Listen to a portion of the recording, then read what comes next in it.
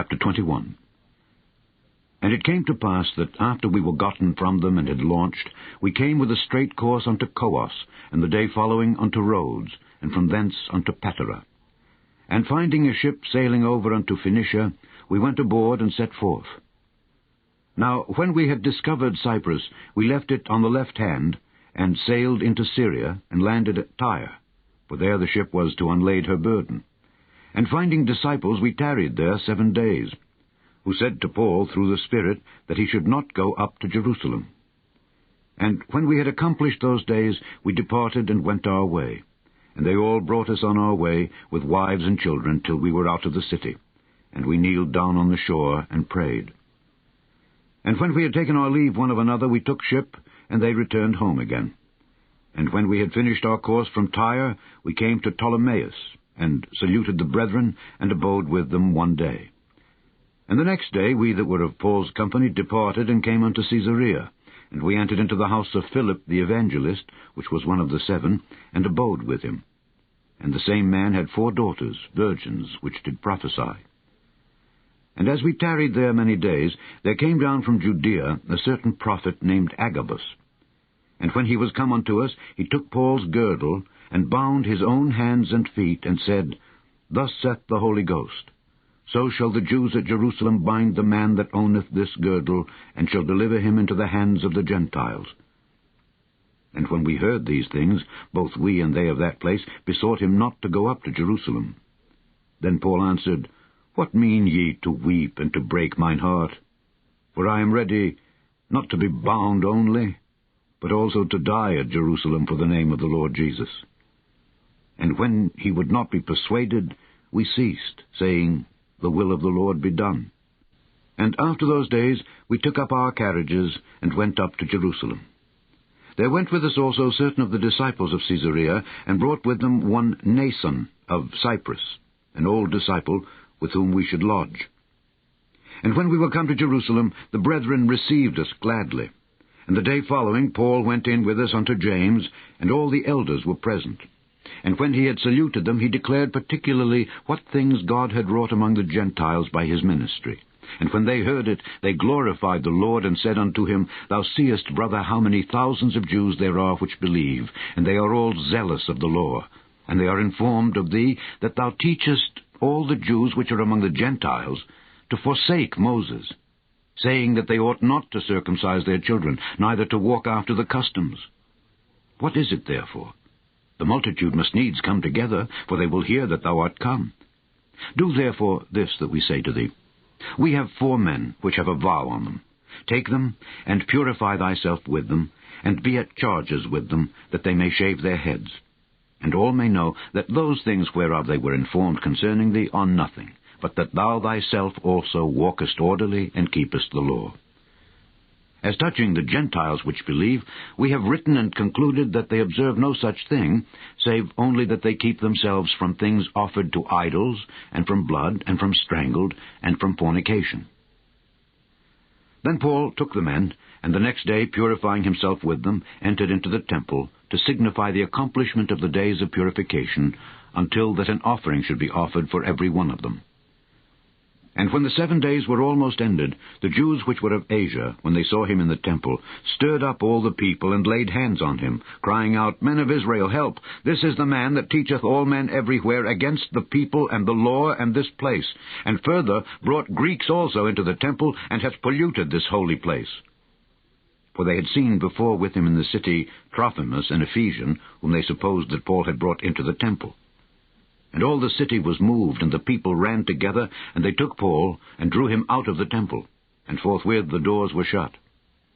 And as they went about to kill him, tidings came unto the chief captain of the band that all Jerusalem was in an uproar, who immediately took soldiers and centurions, and ran down unto them. And when they saw the chief captain and the soldiers, they left beating of Paul. Then the chief captain came near, and took him, and commanded him to be bound with 2 chains, and demanded who he was, and what he had done. And some cried one thing, some another among the multitude. And when he could not know the certainty for the tumult, he commanded him to be carried into the castle. And when he came upon the stairs, so it was that he was borne of the soldiers for the violence of the people. for the multitude of the people followed after, crying, Away with him! And as Paul was to be led into the castle, he said unto the chief captain, May I speak unto thee? Who said, Canst thou speak Greek? Art not thou that Egyptian, which before these days madest an uproar, and leddest out into the wilderness 4,000 men that were murderers? But Paul said, I am a man which am a Jew of Tarsus, a city in Cilicia, a citizen of no mean city. And I beseech thee, suffer me to speak unto the people. And when he had given him license, Paul stood on the stairs, and beckoned with the hand unto the people. And when there was made a great silence, he spake unto them in the Hebrew tongue, saying, Chapter 22. Men, brethren, and fathers, hear ye my defense, which I make now unto you. And when they heard that he spake in the Hebrew tongue to them, they kept the more silence. And he saith, I am verily a man which am a Jew, born in Tarsus, a city in Cilicia, yet brought up in this city at the feet of Gamaliel, and taught according to the perfect manner of the law of the fathers, and was zealous toward God, as ye all are this day. And I persecuted this way unto the death, binding and delivering into prisons both men and women, as also the high priest doth bear me witness, and all the estate of the elders, from whom also I received letters unto the brethren, and went to Damascus to bring them which were there bound unto Jerusalem for to be punished. And it came to pass that as I made my journey, and was come nigh unto Damascus, about noon, suddenly there shone from heaven a great light round about me. And I fell unto the ground, and heard a voice saying unto me, Saul, Saul, why persecutest thou me? And I answered, Who art thou, Lord? And he said unto me, I am Jesus of Nazareth, whom thou persecutest. And they that were with me saw indeed the light, and were afraid, but they heard not the voice of him that spake to me. And I said, What shall I do, Lord?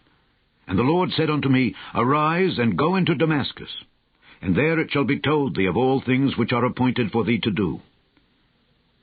And when I could not see for the glory of that light, being led by the hand of them that were with me, I came into Damascus.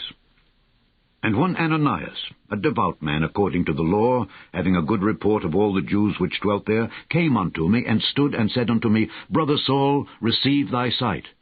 And the same hour I looked up upon him. And he said, The God of our fathers hath chosen thee, that thou shouldest know his will, and see that just one, and shouldest hear the voice of his mouth. For thou shalt be his witness unto all men of what thou hast seen and heard. And now, why tarriest thou? Arise, and be baptized, and wash away thy sins, calling on the name of the Lord. And it came to pass, that when I was come again to Jerusalem, even while I prayed in the temple, I was in a trance. And I saw him saying unto me, Make haste, and get thee quickly out of Jerusalem, for they will not receive thy testimony concerning me. And I said, Lord, they know that I imprisoned and beat in every synagogue them that believed on thee. And when the blood of thy martyr Stephen was shed, I also was standing by, and consenting unto his death, and kept the raiment of them that slew him. And he said unto me, Depart, for I will send thee far hence unto the Gentiles. And they gave him audience unto this word, and then lifted up their voices, and said, Away with such a fellow from the earth, for it is not fit that he should live. And as they cried out, and cast off their clothes, and threw dust into the air, the chief captain commanded him to be brought into the castle, and bade that he should be examined by scourging, that he might know wherefore they cried so against him. And as they bound him with thongs, Paul said unto the centurion that stood by, Is it lawful for you to scourge a man that is a Roman, and uncondemned? When the centurion heard that, he went and told the chief captain, saying, Take heed what thou doest, for this man is a Roman. Then the chief captain came and said unto him, Tell me, art thou a Roman? He said, Yea. And the chief captain answered, With a great sum obtained I this freedom. And Paul said, But I was free-born. Then straightway they departed from him which should have examined him, and the chief captain also was afraid after he knew that he was a Roman, and because he had bound him. On the morrow, because he would have known the certainty wherefore he was accused of the Jews, he loosed him from his bands, and commanded the chief priests and all their council to appear, and brought Paul down, and set him before them. Chapter 23. And Paul, earnestly beholding the council, said, Men and brethren, I have lived in all good conscience before God until this day. And the high priest Ananias commanded them that stood by him to smite him on the mouth. Then said Paul unto him, God shall smite thee, thou whited wall. For sittest thou to judge me after the law, and commandest me to be smitten contrary to the law? And they that stood by said, Revilest thou God's high priest? Then said Paul, I wist not, brethren, that he was the high priest. For it is written, Thou shalt not speak evil of the ruler of thy people. But when Paul perceived that the one part was Sadducees and the other Pharisees, he cried out in the council, Men and brethren, I am a Pharisee, the son of a Pharisee. Of the hope and resurrection of the dead I am called in question. And when he had so said, there arose a dissension between the Pharisees and the Sadducees, and the multitude was divided. For the Sadducees say that there is no resurrection, neither angel nor spirit. But the Pharisees confess both. And there arose a great cry, and the scribes that were of the Pharisees' part arose and strove, saying, We find no evil in this man. But if a spirit or an angel hath spoken to him, let us not fight against God. And when there arose a great dissension, the chief captain, fearing lest Paul should have been pulled in pieces of them, commanded the soldiers to go down, and to take him by force from among them, and to bring him into the castle. And the night following, the Lord stood by him, and said, Be of good cheer, Paul, for as thou hast testified of me in Jerusalem, so must thou bear witness also at Rome. And when it was day, certain of the Jews banded together, and bound themselves under a curse, saying that they would neither eat nor drink till they had killed Paul. And they were more than 40 which had made this conspiracy. And they came to the chief priests and elders, and said, We have bound ourselves under a great curse, that we will eat nothing until we have slain Paul. Now therefore, ye with the council, signify to the chief captain, that he bring him down unto you tomorrow, as though ye would inquire something more perfectly concerning him. And we, or ever he come near, are ready to kill him. And when Paul's sister's son heard of their lying in wait, he went and entered into the castle, and told Paul. Then Paul called one of the centurions unto him, and said, Bring this young man unto the chief captain, for he hath a certain thing to tell him. So he took him, and brought him to the chief captain, and said, Paul the prisoner called me unto him, and prayed me to bring this young man unto thee, who hath something to say unto thee. Then the chief captain took him by the hand, and went with him aside privately, and asked him, What is that thou hast to tell me? And he said, The Jews have agreed to desire thee that thou wouldest bring down Paul tomorrow into the council, as though they would inquire somewhat of him more perfectly. But do not thou yield unto them, for there lie in wait for him of them more than 40 men, which have bound themselves with an oath that they will neither eat nor drink till they have killed him. And now are they ready, looking for a promise from thee. So the chief captain then let the young man depart, and charged him, See thou tell no man that thou hast showed these things to me. And he called unto him 2 centurions, saying, Make ready 200 soldiers to go to Caesarea, and horsemen 70, and spearmen 200, at the 3rd hour of the night. And provide them beasts, that they may set Paul on, and bring him safe unto Felix the governor. And he wrote a letter after this manner. Claudius Lysias, unto the most excellent governor Felix, sendeth greeting. This man was taken of the Jews, and should have been killed of them. Then came I with an army, and rescued him, having understood that he was a Roman. And when I would have known the cause wherefore they accused him, I brought him forth into their council, whom I perceived to be accused of questions of their law, but to have nothing laid to his charge worthy of death or of bonds. And when it was told me how that the Jews laid wait for the man, I sent straightway to thee, and gave commandment to his accusers also to say before thee what they had against him. Farewell. Then the soldiers, as it was commanded them, took Paul, and brought him by night to Antipatris. On the morrow they left the horsemen to go with him, and returned to the castle, who, when they came to Caesarea, and delivered the epistle to the governor, presented Paul also before him.